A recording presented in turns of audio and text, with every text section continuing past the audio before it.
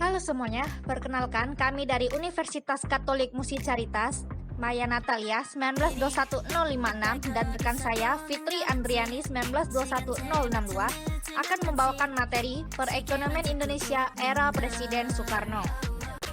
Presiden Soekarno adalah presiden pertama di Indonesia yang menjabat dari Agustus 1945 sampai Maret 1967. Pada masa kepemimpinannya, setidaknya Indonesia mengalami 3 fase perekonomian, mulai dari penataan ekonomi pasca kemerdekaan, penguatan ekonomi melalui langkah-langkah nasionalisasi, serta timbulnya krisis akibat ekonomi yang terpusat dan biaya politik yang besar. Baik teman-teman, kita akan melihat PDB per kapita dan pertumbuhan ekonomi era Soekarno. Bisa dilihat, PDB per kapita di awal 1945 tuh sebesar 5.523.863.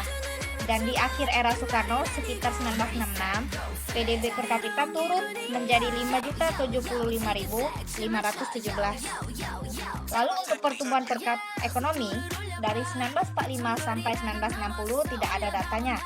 Di tahun 1961 sampai 1966 terlihat ada tahun 1963 pertumbuhan ekonomi sangat kecil yaitu minus 2%. Di tahun itulah terjadi krisis ekonomi yang besar disebabkan masalah politik. Sekarang kita akan membahas satu persatu dari 3 fase ekonomi yang telah disebutkan di atas. Mari kita masuk ke ekonomi awal kemerdekaan. Pada ekonomi awal kemerdekaan, kondisi ekonomi Indonesia masih belum stabil, yaitu kapasitas produksi turun, aset produktif rusak akibat perang, inflasi tinggi akibat kelangkaan barang, peningkatan uang beredar tidak terkendali untuk menutup defisit anggaran, ekspor dan impor terhenti akibat blokade Belanda, mata uang yang beragam, dan pergerakan penduduk besar-besaran antar daerah. Hal ini disebabkan karena Indonesia waktu itu belum punya mata uang sendiri. Ditambah ada 3 mata uang asing beredar seperti mata uang Jepang dan lain-lainnya. Lalu Belanda belum mengakui kedaulatan kemerdekaan Indonesia. Belanda malah memblokade Indonesia. Tujuan dari blokade Belanda adalah menjatuhkan Republik Indonesia yang baru merdeka dengan senjata ekonomi.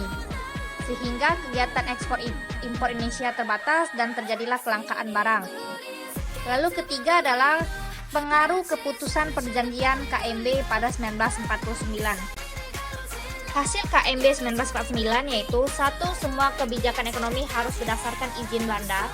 2. Perusahaan Belanda kembali beroperasi. 3. Menanggung 1,13 miliar US dollar hutang Belanda. 4. Menanggung biaya 17.000 karyawan ex Belanda dan 26.000 tentara ex KNIL. Pada fase ekonomi ini, Indonesia mengambil beberapa kebijakan, yaitu 1. Penjaman nasional dilakukan pada Juli 1946. Lalu 2. Penerbitan mata uang ORI atau Uang Republik Indonesia resmi pada Oktober 1946. Ketiga, Kasimo Plan yang bertujuan itu sebagai swasembada pangan agar ekonomi Indonesia mulai meningkat.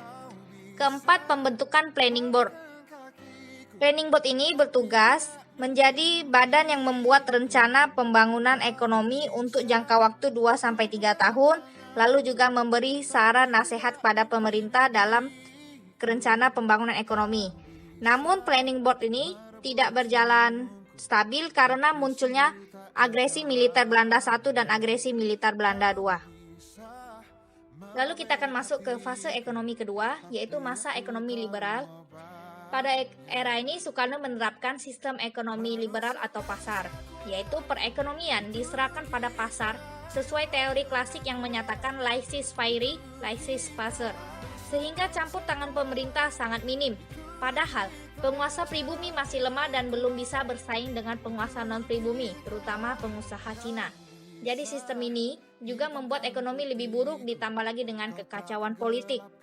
Beberapa kondisi ekonomi yaitu 1. Terlilit hutang, 2. Kekacauan politik, 3. Defisit anggaran negara yang besar, 4. Angka pertumbuhan penduduk cukup tinggi. Namun pada era ini disebut juga Indonesianisasi ekonomi karena pada 1950 sampai 1957 Indonesia berhasil menggeser beberapa dominasi ekonomi Belanda untuk menyelamatkan sektor penting di Indonesia. Lalu juga ada program Benteng dan sistem Alibaba. Program Benteng itu dilakukan 1950 sampai 1953 yang mengalokasi devisa dan kredit perbankan untuk meningkatkan peran importir pribumi serta meningkatkan ekonomi pengusaha pribumi. Lalu sistem Alibaba pada 1953 sampai 1955 bertujuan untuk mendorong timbul dan berkembangnya kemampuan pengusaha-pengusaha pribumi agar mampu bersaing dengan pengusaha asing. Langkah yang diambil ialah pengusaha etnis Tionghoa diwajibkan memberikan pelatihan kepada pengusaha-pengusaha bumi terah. Nasionalisasi yang dilakukan pemerintah Indonesia mencakup beberapa sektor. Yang pertama, sektor perkebunan. Terdapat lebih dari 250 perusahaan yang dimerger menjadi PT Perkebunan Nusantara. Yang kedua, sektor perdagangan. Terdapat lebih dari 35 perusahaan yang dimerger menjadi PT Negara. Yang ketiga, sektor industri dan tambang. Terdapat 47 perusahaan listrik, 21 perusahaan kimia, 18 perusahaan kartika, 91 perusahaan umum yang dimerger menjadi Badan Penguasaan Industri dan Tambang. Yang keempat, sektor perbankan. Sejak Pasca Bank menjadi Bank Indonesia, Nederlandse Handelsbank menjadi Bank Umum Negara, Escomplo menjadi Bank Dagang Negara. Yang kelima, perusahaan listrik. 9 perusahaan listrik dan gas Belanda menjadi perusahaan listrik negara. Yang terakhir, sektor transportasi. KPM menjadi Pelni, KLM menjadi Garuda Indonesia Airways, NIS dan 10 perusahaan kereta api Belanda lain menjadi perusahaan negara kereta api. Secara Syarifudin mengendalikan inflasi. Peningkatan uang yang tidak terkendali berpotensi menambah laju inflasi dan membahayakan perekonomian. Maka untuk mengatasinya, pada tanggal 10 Maret 1950, Menteri Keuangan Syarifudin Prawiranegara mengeluarkan kebijakan penggunaan uang. Jadi memang uang itu secara fisik dibagi menjadi dua.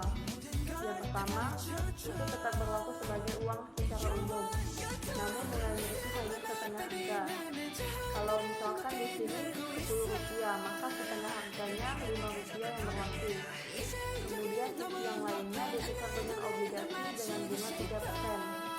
Maksud ditukar dengan obligasi itu seperti apa? Nah, karena kan peningkatan uang beredar di dalam masyarakat itu banyak, oleh karena itu cara pemerintah untuk mengendalikan uangnya adalah dengan menukar obligasi. Uangnya ditukar dengan obligasi dengan bunga 3%. Karena bunganya dianggap tinggi, kemudian seperti memberikan daya tarik kepada masyarakat untuk bisa menabung di bank atau ditukar dengan obligasi. Nah, itu kan terjadi yang namanya penurunan uang beredar. Kemudian kalau kita lihat dengan adanya gunting uang Syarifudin ini, laju uang beredar pada Desember 1950 ini dapat berkurang. Yang tadinya tanpa pengguntingan uang, laju inflasinya 64,7% dan setelah pengguntingan adalah 19,8%. Ekonomi terpimpin.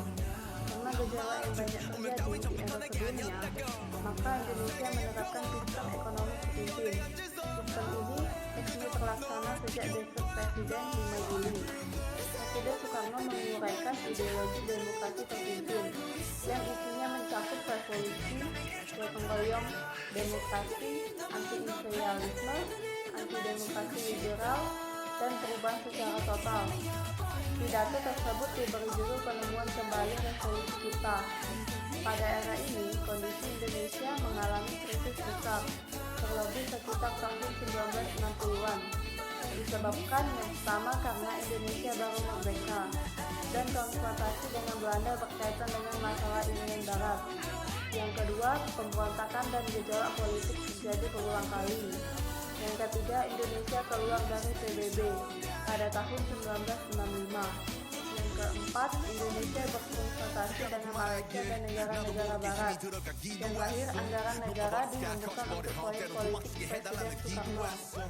Ini terdapat ketidakstabilan di era Indonesia yang kemudian menambah ekonomi.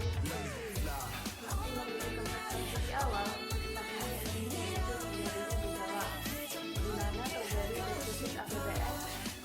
hiperinflasi. Misalnya kebutuhan untuk pembiayaan politik yang tinggi, dampak pada terjadinya defisit APBN yang meningkat pada tahun 1995.